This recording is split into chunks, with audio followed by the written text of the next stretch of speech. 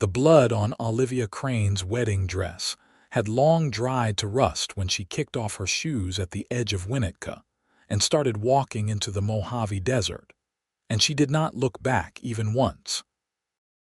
The summer sun of 1882 beat down on her bare head with merciless intensity as the cracked earth cut into her feet, but the physical pain was nothing compared to the raw wound in her chest where her heart used to be. She had left everything behind in that small California town: the church with its broken windows, the empty ranch house where her father had promised her to a man twice her age, and the grave she had dug herself in the darkness before dawn. She did not know where she was going, only that it had to be away, far away from the blood and the violence and the terrible things she had done to save herself. The desert stretched endlessly before her, shimmering in waves of heat that made the horizon dance and blur. Her throat was already dry, her tongue thick in her mouth, but she welcomed the discomfort. Perhaps the desert would swallow her whole, and that would be a fitting end to a girl who had killed on what should have been her wedding day. The sound of hoofbeats reached her ears like distant thunder, growing steadily louder until she could feel the vibration through the burning sand beneath her bleeding feet. She did not turn around, did not quicken her pace, simply kept walking with the same determined stride that had carried her 3 miles into this wasteland. If they had come for her, if they had discovered what she had done, then so be it. She would not run anymore. "Lady." The voice was rough but not unkind, carrying over the desert wind. "Lady, stop." Still, she did not turn. The hoofbeats grew louder, closer, until she could hear the heavy breathing of the horse and the creak of leather as the rider dismounted.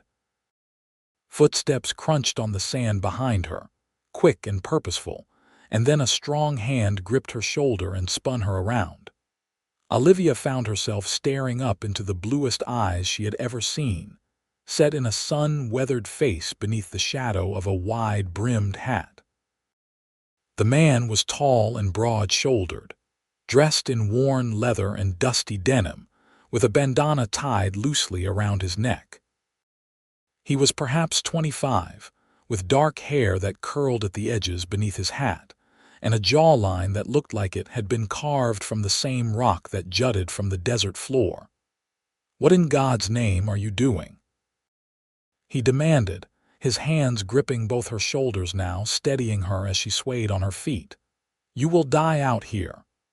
Olivia tried to speak, but her throat was too dry, her lips cracked and bleeding. She stared at him with eyes that had seen too much, eyes that were empty of hope or fear or anything resembling emotion. The cowboy studied her face, taking in the blood-stained wedding dress, the bare feet, the vacant expression, and something shifted in his expression from anger to concern. "Jesus Christ," he muttered. Then, without another word, he swept her up into his arms as though she weighed nothing at all and carried her back to his horse. The animal, a sturdy bay gelding with intelligent eyes, stood patiently as the cowboy lifted Olivia into the saddle and then swung up behind her. He pulled a canteen from his saddlebag and held it to her lips. "Drink," he ordered. "Slow, not too much at once." The water was warm and tasted of metal, but it was the most beautiful thing Olivia had ever experienced. She drank in small sips as instructed, feeling the liquid slide down her parched throat, bringing her body back to reluctant life. She wanted to protest, wanted to tell him to leave her in the desert where she belonged, but the words would not come. The cowboy turned his horse back toward Winnetka, but Olivia found her voice in a cracked whisper. "No, please no." He paused, looking down at her with those startling blue eyes. "You need a doctor, food, rest." "No," she repeated, more firmly this time despite the rasp in her voice. "Not there, anywhere but there." Something in her tone must have convinced him because he changed direction, guiding his horse north instead of back toward town. "My ranch is 10 miles from here," he said. "You can rest there, at least until you can tell me what happened." Olivia did not respond, simply sagged against his chest as exhaustion crashed over her in waves. The rhythm of the horse's gait and the solid warmth of the cowboy's body behind her lulled her into a hazy state between waking and sleeping. She was dimly aware of the sun tracking across the sky, of the landscape changing from flat desert to rolling hills dotted with scrub brush, of the cowboy's arms steady around her, keeping her from falling. When they finally reached the ranch, the sun was beginning its descent toward the western horizon, painting the sky in shades of orange and gold. The property was modest but well-maintained, with a sturdy wooden house, a barn, and a corral where several horses grazed peacefully. The cowboy dismounted and lifted Olivia down with the same gentle strength he had shown before, carrying her into the house and settling her on a worn leather couch. "Wait here," he said, then disappeared into another room. Olivia sat in a daze, staring at nothing, her mind carefully blank. If she let herself think, let herself remember what had happened in that church, she would shatter into 1,000 pieces that could never be put back together. The cowboy returned with a basin of water, clean cloths, and a simple cotton dress. "My mother's," he explained, setting the items on a nearby table. "She passed 2 years ago. You are about her size." He hesitated, then added, "The washroom is through that door. I will tend to the horses while you clean up. There is salve in the cabinet for your feet." He left before Olivia could thank him, his boots heavy on the wooden floor. She sat for a long moment, staring at the dress, the water, the evidence of simple kindness from a stranger who had no reason to help her. Finally, moving like someone in a dream, she rose and made her way to the washroom. The face that stared back at her from the small mirror was almost unrecognizable. Her dark hair hung in tangled waves around a face bleached pale by shock and sun exposure. Her hazel eyes, normally bright with intelligence and determination, looked dull and haunted. There were bruises on her neck, purple and yellow, shaped like fingers. Olivia stripped off the ruined wedding dress, letting it fall to the floor in a puddle of stained white silk. She would burn it later if the cowboy allowed it. She washed herself slowly, methodically, scrubbing away the blood and sand, and the feeling of hands that had tried to hurt her. The water in the basin turned murky brown, then pink, then clear again as she rinsed and repeated. The cotton dress was simple and practical, faded blue with small buttons up the front. It smelled faintly of lavender, as though it had been stored carefully, waiting for someone who might need it. Olivia dressed slowly, her muscles stiff and aching, then applied the salve to her torn feet with trembling hands. The cuts were deep but clean, and she wrapped them in strips of cloth she tore from one of the washcloths. When she emerged from the washroom, the cowboy was in the kitchen, stirring something in a pot on the cast iron stove. The smell of beef stew made Olivia's stomach clench with sudden hunger, and she realized she had not eaten since the previous morning, before everything had fallen apart. He looked up as she entered, and something in his expression softened. "Better," he said simply. "Sit. Food will be ready soon."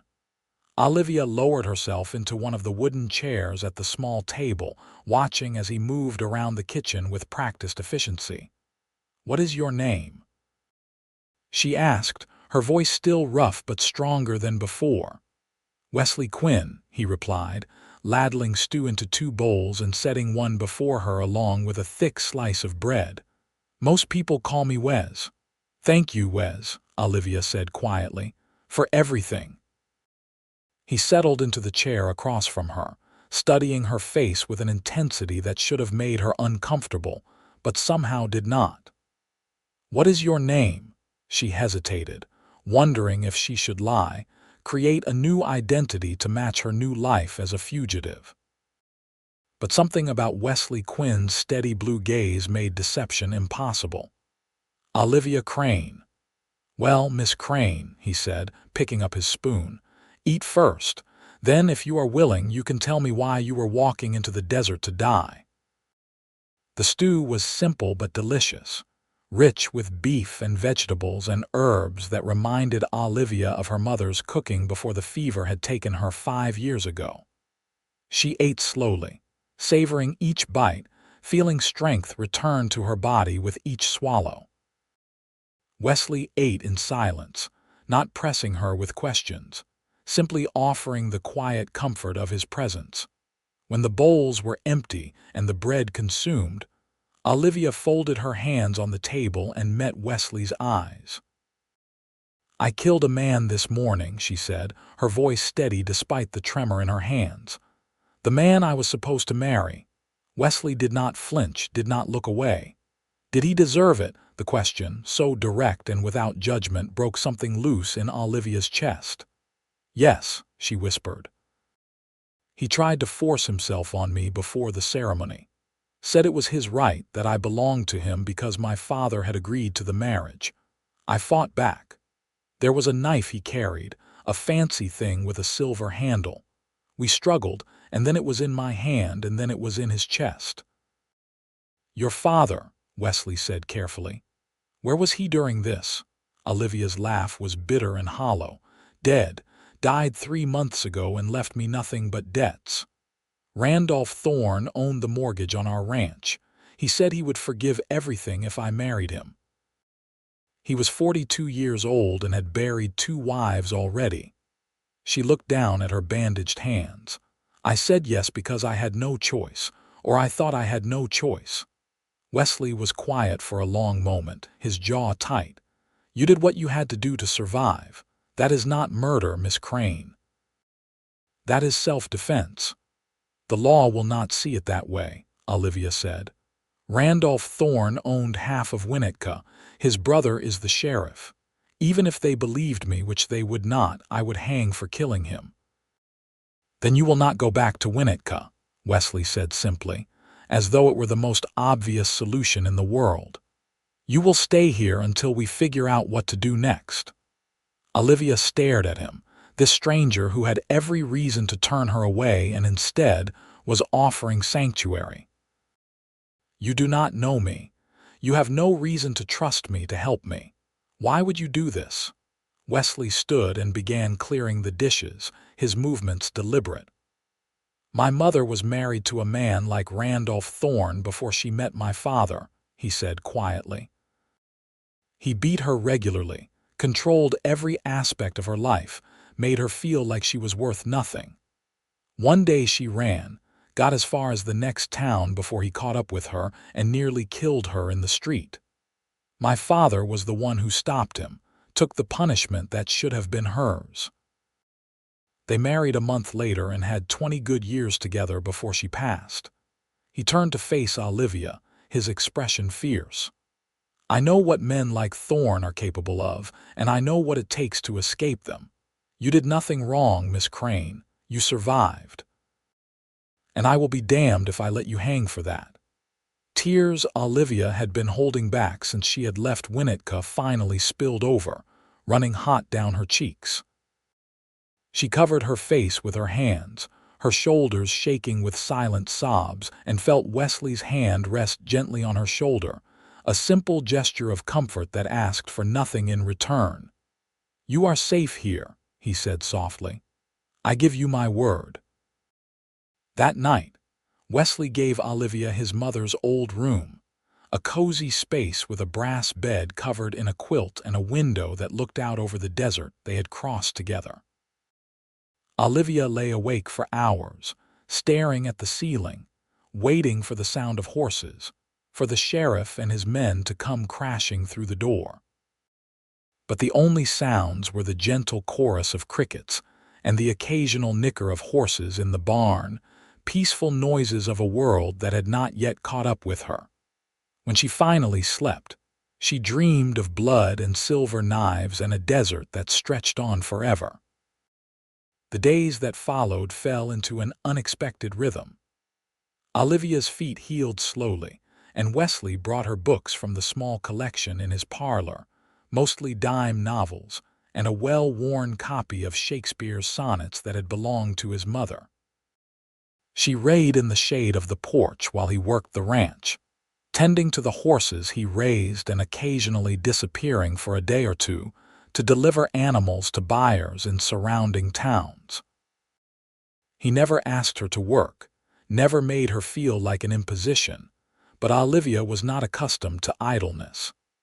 As soon as she could walk without pain, she began helping with small tasks around the house, cooking meals and mending clothes and tending the small vegetable garden behind the barn. Wesley protested at first, insisting she was still recovering, but Olivia needed to feel useful, needed to prove to herself that she was more than a victim waiting to be discovered.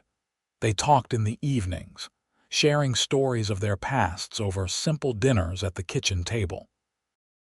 Olivia learned that Wesley had inherited the ranch from his father, who had died in a riding accident when Wesley was 19.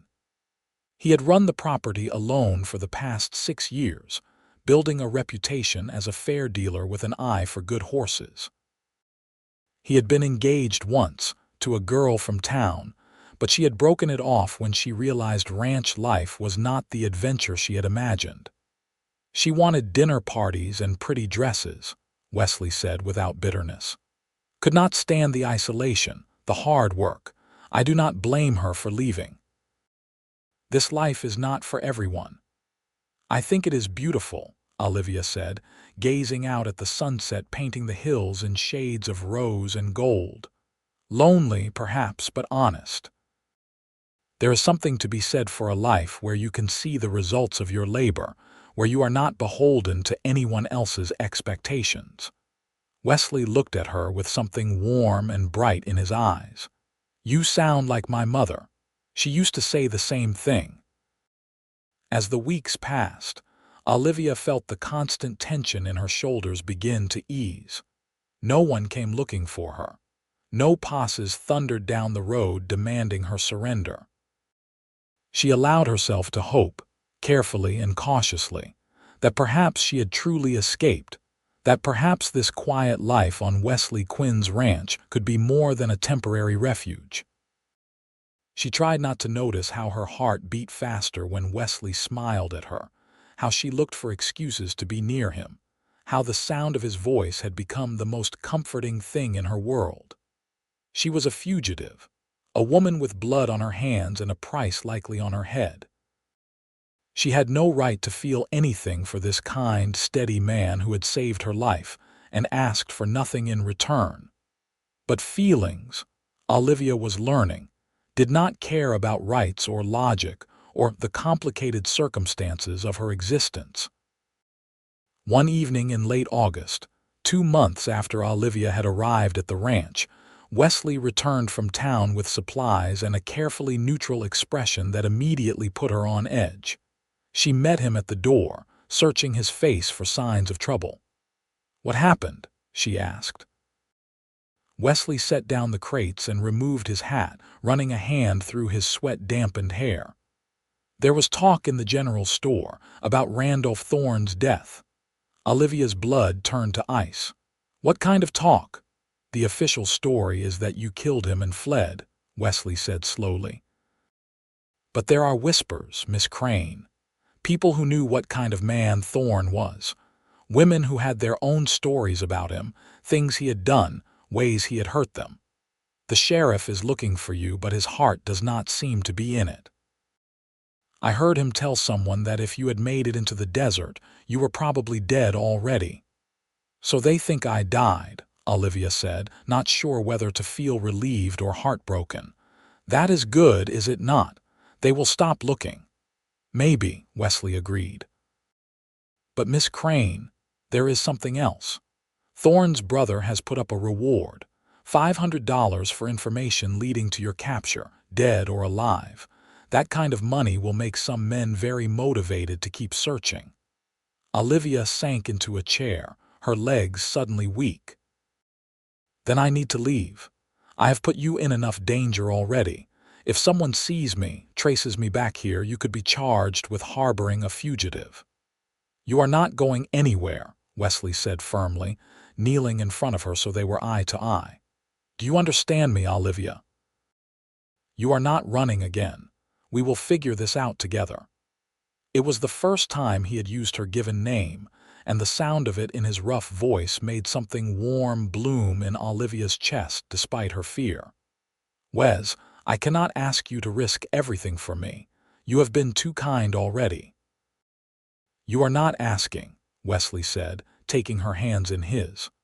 "I am offering. And truth be told, Miss Crane, I've come to value your presence here more than I probably should. The thought of you leaving, of you out there alone facing whatever comes, it is not something I can accept." Olivia stared at their joined hands, his rough and calloused from years of hard work, her still bearing the faint scars of that terrible day. "What are you saying?" Wesley took a deep breath, his blue eyes steady on hers. "I am saying that somewhere between pulling you out of the desert and watching you bring my mother's garden back to life, I fell in love with you, Olivia Crane. And if you will have me, if you could ever feel the same way about a simple horse rancher, I would be honored to marry you. Give you my name, my protection, make it legal and right so that anyone who comes looking will have to go through me first." Olivia's heart was pounding so hard she thought it might burst from her chest. She had spent so long thinking of herself as damaged, as someone who had forfeited the right to love or happiness when she had driven that knife home. But Wesley was looking at her like she was something precious, something worth fighting for, and she realized with a sudden clarity that she loved him too, had been falling in love with him since the moment he had turned her around in the desert and refused to let her die. "I am not a good bet," she said, her voice shaking. "I am wanted for murder. I have nothing to offer you except trouble and complications. You could have any woman you wanted, Wes. Why would you choose me?" "Because you are brave," Wesley said simply. "Because you survived something that would have broken most people. Because you made me laugh again, brought life back into this house, made me remember what it feels like to have something worth coming home to. Because when I look at you, I see my future, and it is a good one." Olivia felt tears spilling down her cheeks again, but this time they were not born of grief or fear but of overwhelming gratitude and love. "Yes," she whispered. "Yes, I will marry you, Wesley Quinn. I love you too, more than I thought I was capable of loving anyone after everything that happened." Wesley pulled her into his arms, holding her tight against his chest, and Olivia felt safe for the first time in years, truly and completely safe. They stayed like that for a long time, wrapped in each other, listening to the desert wind whisper around the corners of the house, and the horses moving peacefully in the barn outside. They were married a week later by a traveling preacher who came through the area, a kind old man who asked no questions and seemed content to join two people who were clearly in love. Olivia wore a simple yellow dress she had sewn herself from fabric Wesley had brought from town, and Wesley wore his best shirt and his father's silver belt buckle. They exchanged vows on the porch as the sun set over the desert, promising to love and honor each other through whatever trials might come. That night, in the privacy of Wesley's room, which was now their room, they came together with a tenderness that made Olivia weep. Wesley was patient and gentle, erasing the memory of brutal hands with his careful touch, showing her that love could be something beautiful and shared rather than taken by force. Afterward, they lay tangled together in the darkness, and Olivia felt a peace settle over her that she had never known before. "I never thought I would feel this way again," she murmured against Wesley's chest. "Happy, hopeful, like I have a future worth living." Wesley pressed a kiss to the top of her head. "You have given me the same gift, my love. This house was empty before you came. Now it is a home." The months that followed were the happiest of Olivia's life. She threw herself into ranch work with enthusiasm, learning to handle the horses and helping Wesley train the young colts. She discovered she had a natural way with the animals, a patience and gentleness that made them trust her quickly. Wesley watched her with pride, often pausing in his own work just to admire the sight of his wife moving confidently among the horses, her dark hair pulled back and her face alight with concentration. They made improvements to the property, building a new chicken coop and expanding the vegetable garden. Olivia started baking bread to sell in nearby towns, small communities where no one knew her face or her history. The extra income was modest but steady, and it gave her a sense of accomplishment to contribute to their household in a tangible way. In the evenings, they would sit together on the porch, watching the stars emerge in the vast desert sky and talk about their dreams for the future. Wesley wanted to expand the horse operation, maybe hire a hand or two to help with the work. Olivia talked about the possibility of children someday, when she felt truly safe, when the shadow of her past had receded far enough that she could imagine bringing a new life into the world without fear. "Do you think about it?" Wesley asked one night as they lay in bed, his hand resting on her stomach. "About having a family, every day," Olivia admitted. "But I am afraid too. What if someone comes looking? What if they find me and take me away? I could not bear to leave a child motherless, to put you and our children through that pain." Wesley pulled her closer, his chin resting on her shoulder. "No one is going to take you away from me, Olivia. I swear it on my life. And when you are ready, when you feel safe enough, we will have those children. We will fill this house with love and laughter, and your past will be exactly that, the past." As winter approached, bringing cooler temperatures and occasional rain to the desert, Olivia began to believe Wesley's promises. 6 months had passed since Randolph Thorne's death, and the world seemed to have moved on. She allowed herself to relax, to laugh more freely, to make plans that extended beyond the next day or week. Then, on a cold morning in December, everything changed. Olivia was in the barn feeding the horses when she heard unfamiliar voices coming from the house. Her blood turned to ice and she froze, straining to hear. Wesley had been in the house making breakfast. Now she could hear his voice, steady but with an edge of tension, speaking to someone she did not recognize. Moving as quietly as possible, Olivia crept to the barn door and peered out. 2 men stood on the porch, both armed, both wearing badges. One was older, with gray in his hair and a weathered face. The other was younger, barely out of his teens, with nervous eyes that darted around the property. "I am telling you there is no woman here," Wesley was saying, his voice carefully neutral. "Just me. I live alone." "That is interesting," the older man said, pulling a piece of paper from his coat. "Because we got word from a merchant in Barstow that a woman matching Olivia Crane's description has been selling bread there regularly. Said she mentioned she lived on a ranch north of Winnetka with her husband. Now, you are the only rancher in that area, Quinn. So either you are lying to us, or someone else is using your ranch as a base of operations." Olivia's heart was pounding so hard she thought she might be sick. She looked around frantically, assessing her options. She could run, disappear into the desert again, but that would leave Wesley to face the consequences alone. She could hide and hope they did not search the property thoroughly. Or she could surrender and pray that the truth would be enough to save her. Before she could decide, Wesley spoke again, his voice firm. "If there is a woman here, and I am not saying there is, what exactly would you want with her?"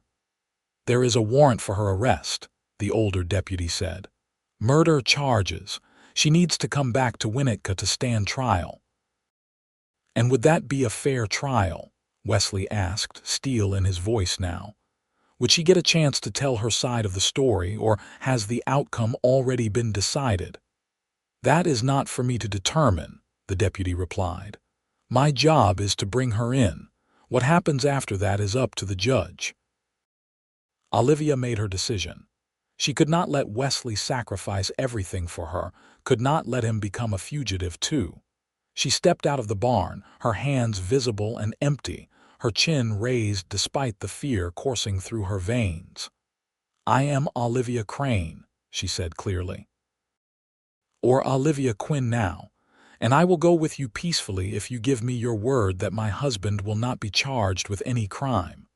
Wesley spun around, his face going pale.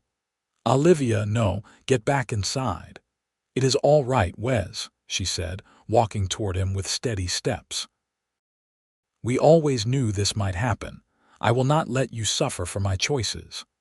The deputies moved forward, the older one pulling out a set of iron shackles. Wesley stepped between them and Olivia, his jaw set.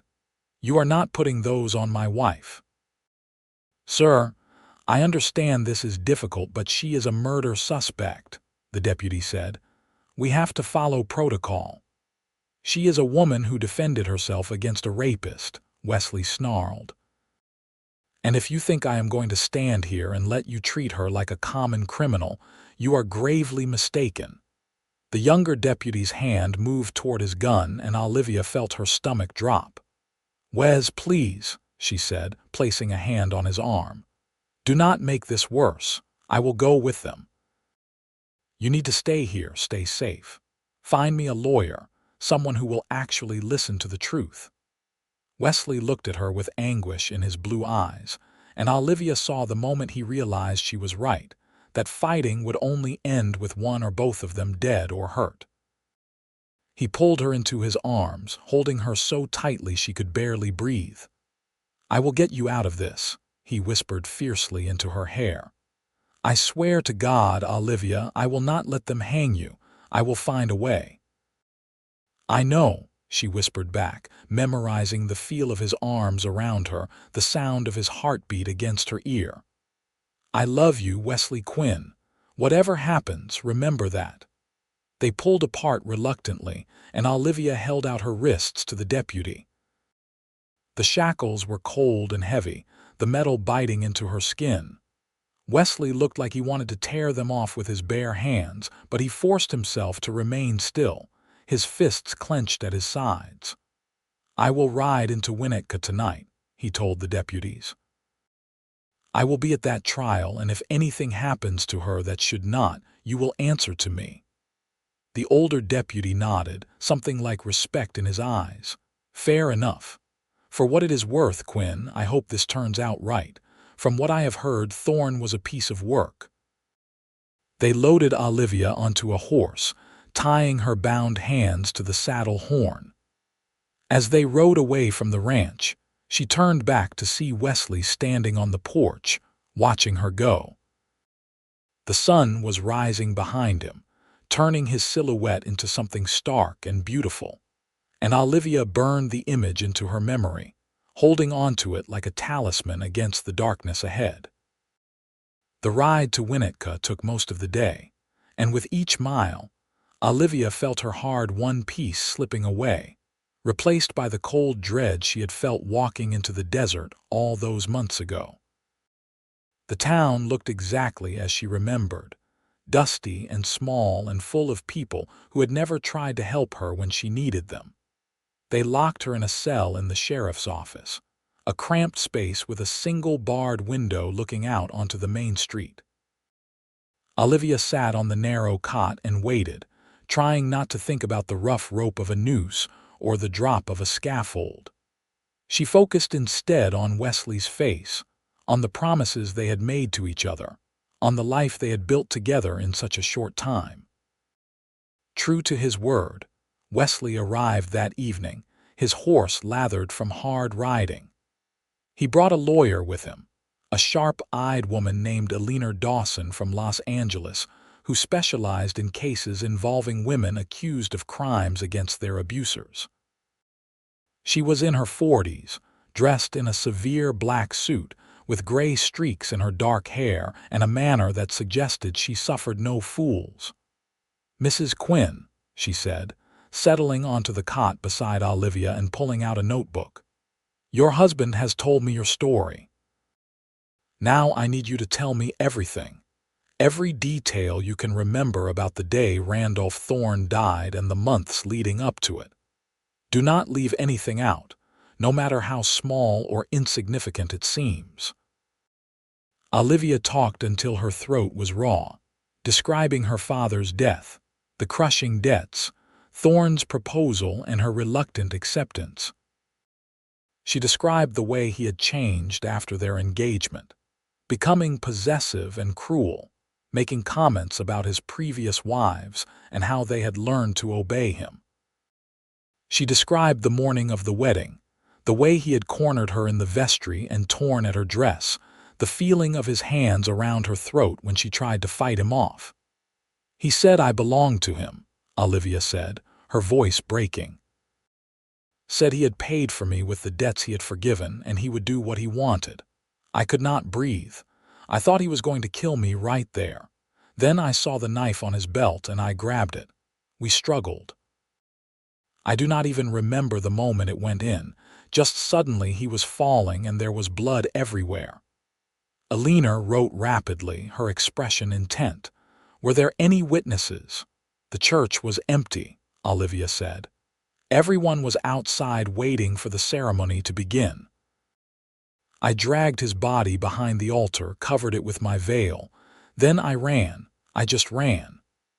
And the bruises on your neck, the torn dress, did anyone see those?" "I do not know," Olivia admitted.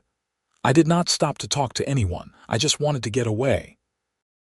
Alina nodded, closing her notebook with a decisive snap. "Here is what is going to happen, Mrs. Quinn. You are going to plead self-defense at your trial. I am going to call witnesses, women from this town who can testify to Randolph Thorne's character and his history of violence. Your husband tells me there are several who have come forward already, willing to speak. And I am going to paint a picture of a young woman with no options, who was forced into an engagement with a predator and fought back when that predator tried to violate her before she even became his wife." "Will that be enough?" Olivia asked. Alina's smile was grim. "It will have to be. The law is not always kind to women, Mrs. Quinn, but it is changing. Slowly, too slowly, but changing nonetheless. We are going to make sure your voice is heard." The trial began a week later, held in the small courtroom above the general store. The judge was an older man brought in from Los Angeles, stern-faced but with a reputation for fairness. The prosecutor was Thorne's brother, Gerald, who glared at Olivia with undisguised hatred throughout the proceedings. Wesley sat in the front row every day, his presence a steady comfort. He had hired 2 ranch hands to look after the property so he could be there for every moment of the trial, and Olivia drew strength from knowing he was there, believing in her, fighting for her. Alina Dawson was brilliant. She painted Randolph Thorne not as a respectable businessman, but as a serial abuser who had used his wealth and power to control and hurt women for years. She called witness after witness, women who spoke through tears about their own experiences with Thorne, about the things he had done to them or their daughters or their friends. She presented medical testimony about the bruises on Olivia's neck, evidence that she had been strangled nearly to the point of unconsciousness. "This was not murder," Alina said in her closing argument, her voice ringing through the courtroom. "This was a young woman fighting for her very survival against a man who believed he owned her. Olivia Crane, now Olivia Quinn, did what any person would do when faced with death or violation. She fought back. And in this courtroom today, we have the opportunity to say that her life mattered, that her right to defend herself mattered, more than one man's sense of entitlement." The jury deliberated for 2 days, and Olivia spent every minute in an agony of suspense, unable to eat or sleep, pacing her cell like a caged animal. Wesley was allowed brief visits, and he held her through the bars, whispering reassurances she desperately wanted to believe. When the verdict finally came, Olivia stood on shaking legs as the jury foreman rose. The courtroom was packed, standing room only, with people from all over the county coming to witness the outcome. "On the charge of murder in the first degree," the foreman said, his voice steady, "we find the defendant not guilty." The courtroom erupted. Olivia's legs gave out, and she would have fallen if a leaner had not caught her. Wesley vaulted over the railing separating the gallery from the defendant's table, gathering Olivia into his arms and lifting her off her feet. She was sobbing, great heaving gasps of relief and joy, and he held her through it all, his own face wet with tears. "It is over," he kept saying. "You are free. It is over." They rode back to the ranch that evening, Wesley and Olivia together on his horse, her arms wrapped tight around his waist. The desert stretched out before them, bathed in the light of the setting sun, and it looked different now, not threatening but beautiful, full of possibility. "I want to have a baby," Olivia said suddenly, the words spilling out before she could stop them. "I want us to have a family, Wes. I want to fill that house with children and love and all the things I thought I would never have." Wesley reined in the horse, turning in the saddle to look at her. His blue eyes were bright with emotion, his smile wide and genuine. "Are you sure, after everything you have been through?" "I am sure," Olivia said, "because of everything I have been through. Because you showed me that love is not about control or possession. It is about partnership and respect and choosing each other every single day. I want to build that kind of life with you, Wes.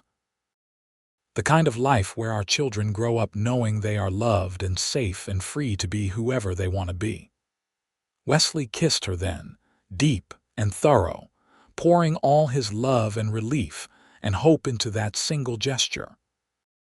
When they finally broke apart, both breathless, he touched his forehead to hers. "Then let us go home, Mrs. Quinn," he said softly, "and start building that life." The following spring, Olivia discovered she was pregnant. She told Wesley one evening as they sat on the porch watching the sunset, and the look of pure joy on his face was something she knew she would remember for the rest of her life. He placed his hand on her still flat stomach with reverence, as though he could feel the new life growing there. "A baby," he whispered. "Our baby. Our baby," Olivia agreed, covering his hand with hers. The pregnancy was not easy. Olivia suffered from terrible sickness in the early months, and Wesley fussed over her constantly, making her rest when she wanted to work and cooking bland foods that would not upset her stomach. But as her belly grew and the baby quickened inside her, Olivia felt a contentment she had never imagined possible. She was creating a life, bringing something beautiful and innocent into the world, and she was doing it with a man who loved her unconditionally. They prepared the small room adjacent to their bedroom as a nursery, painting the walls a soft yellow and building a cradle from smooth pine. Olivia sewed tiny clothes and blankets, her hands working steadily as she dreamed about the child who would wear them. They talked endlessly about names, about what kind of parents they wanted to be, about the values they would instill in their children. "I want them to be strong," Olivia said one evening, her hands resting on her swollen belly, "but kind too. I want them to stand up for what is right, to never be afraid to fight back against injustice." "They will be," Wesley assured her. "How could they not be with you as their mother?" On a warm day in October 1883, after 12 hours of labor that left Olivia exhausted and Wesley pale with worry, their son was born. He came into the world with a lusty cry, strong and healthy, with a shock of dark hair and his father's blue eyes. Wesley cut the cord with shaking hands, then placed the baby in Olivia's arms with a tenderness that made her weep all over again. "He is perfect," she whispered, counting tiny fingers and toes. "Absolutely perfect." They named him Thomas, after Wesley's father, and he became the center of their world. Wesley was a devoted father, rising in the night to walk with Thomas when he cried, singing him soft songs in that rough voice. Olivia nursed him and watched him grow with wonder, marveling at each new milestone, every smile and sound and movement. As Thomas grew from infant to toddler, the ranch prospered. Word spread about Wesley Quinn's quality horses, and buyers came from as far as San Francisco to purchase his stock. They hired 2 permanent ranch hands, good men who lived in the bunkhouse and treated Olivia with respect. The extra help meant Wesley could spend more time with his family, and he made a point of being present for every important moment of Thomas's young life. When Thomas was 2, Olivia became pregnant again. This time the pregnancy was easier, and she was able to continue working almost until the end. Their second child, a daughter they named Rose, was born in the spring of 1886, with her mother's dark hair and a disposition as sunny as her name suggested. Thomas adored his little sister, helping to feed her and bringing her toys, already protective of his family. The years flowed by in a rhythm of work and love and growth. The ranch expanded, and so did their family.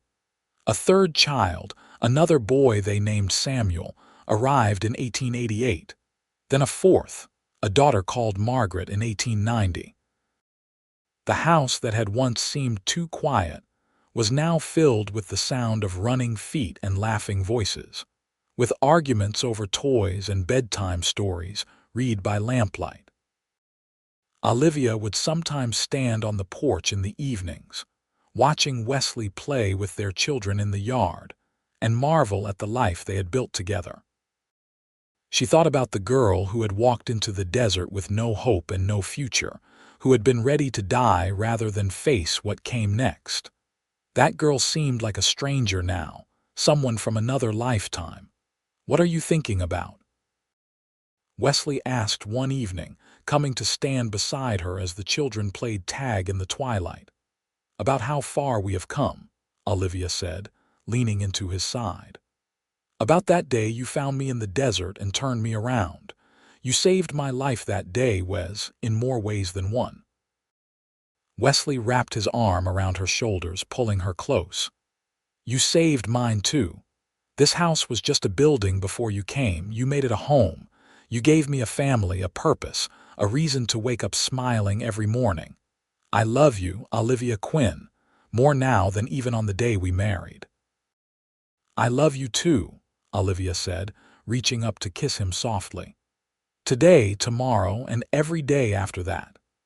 As the new century approached, the Quinn Ranch was one of the most respected operations in Southern California. Wesley had built a reputation for integrity and quality that drew buyers from across the West. Thomas, now a young man of 17, was learning the business and showed every sign of becoming an excellent horseman in his own right. Rose, at 14, had her mother's head for numbers and kept the ranch's books with meticulous care. Samuel, at 12, was the most like his father, steady and dependable and kind. Margaret, the baby at 10 years old, had a gift with animals that rivaled even Olivia's natural talent. On their 20th wedding anniversary, Wesley took Olivia on a trip to San Francisco, the first time either of them had left the ranch for more than a day since their children had been born. They stayed in a fine hotel, ate in restaurants, and walked along the waterfront watching ships come and go in the harbor. "Do you ever regret it?" Wesley asked as they stood watching the sunset over the Pacific. "Staying with me instead of going somewhere far away, starting completely fresh where no one knew your story." Olivia looked at him in surprise. Never. Not for a single moment. You and the children, the ranch, the life we have built together, that is everything I ever wanted, Wes. Everything I thought I could never have. Wesley pulled her close, and they stood together watching the light fade from the sky. Two people who had found each other in the most unlikely of circumstances and built something extraordinary from tragedy and fear and desperate hope. Years continued to pass, marked by weddings and grandchildren and the quiet satisfaction of work well done. Thomas married a sweet girl from Barstow and brought her home to the ranch, building a house on the property where he could raise his own family while working beside his father. Rose married a lawyer from Los Angeles but returned home often with her husband and children. Samuel took over the horse breeding program, introducing new bloodlines that improved the stock even further. Margaret, to everyone's surprise, became a veterinarian, one of the first female vets in California, and opened a practice in Winnetka. Wesley and Olivia grew old together, their hair turning gray and their steps slowing but their love never diminishing. They still sat together on the porch in the evenings, holding hands and watching the desert sunset, counting their blessings in the form of children and grandchildren who filled their lives with joy. On a warm evening in the spring of 1925, Wesley Quinn passed away peacefully in his sleep, surrounded by his family. He was 68 years old and had lived every one of those years with purpose and integrity. Olivia held his hand as he took his last breath, and though her heart broke, she was grateful for the 43 years they had shared, for every moment of love and laughter and partnership. She continued to live on the ranch, tended by her children and grandchildren, still sharp-minded and clear-eyed even as her body grew frail. She told stories to the great-grandchildren who gathered at her feet, tales of the Old West and how their great-grandfather had saved her life, how he had been the best man she had ever known. "He turned you around," her youngest great-grandson said one day, a boy of 6 with Wesley's blue eyes. "In the desert, that is when everything changed." "Yes," Olivia agreed, smiling at the simplicity and truth of it. "That is when everything changed. I was walking toward death and your great-grandfather turned me toward life, toward love, toward everything good that came after." Olivia Quinn passed away in her sleep 3 years after Wesley, at the age of 88. She was buried beside her husband on a hill overlooking the ranch they had built together, their graves marked with simple headstones that bore their names and the words "beloved partners." Their children and grandchildren and great-grandchildren gathered to mourn, and to celebrate a life that had been full and rich and meaningful, a life that had started with tragedy but became a testament to the power of love and resilience.